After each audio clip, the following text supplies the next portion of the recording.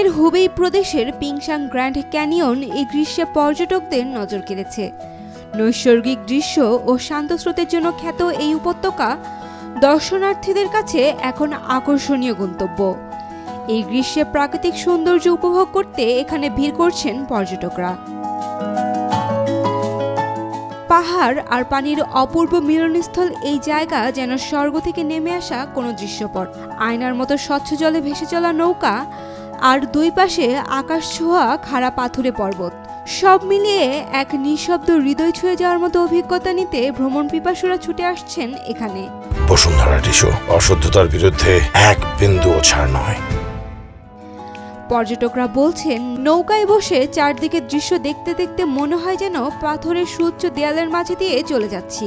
নিচে টলটলে পানি, উপরে খোলা আকাশ, এমন দৃশ্য যেন সিনেমার সেটেও দেখা যায় না। শুধু প্রাকৃতিক সৌন্দর্যই নয়, পিংশাং ক্যানিয়নের বিভিন্ন অংশে রয়েছে ঐতিহাসিক নিদর্শন, যা প্রকৃতিপ্রেমী ও ইতিহাসপ্রেমীদের একযোগে আকর্ষণ করে। এখানে ঘুরতে আসা এক পর্যটক জানান, এই সফরের সবচেয়ে মনোমুগ্ধকর ব্যাপার হলো নদীর পানি অনেক পরিষ্কার, চারপাশের পাহাড়ি পরিবেশটাও দারুণ সুন্দর, সেই সাথে বাতাসটাও বেশ নির্মল। আরেক দর্শনার্থী জানান, আমি প্রথমবার এখানে নৌকা ভ্রমণ করলাম। অনলাইনে মনোমুগ্ধকর দৃশ্য দেখে আর বন্ধুদের পরামর্শে এসেছি। উপত্যকার মাঝে এমন মন কাড়া দৃশ্য দেখে ফিরে যেতে মন চাইছে না।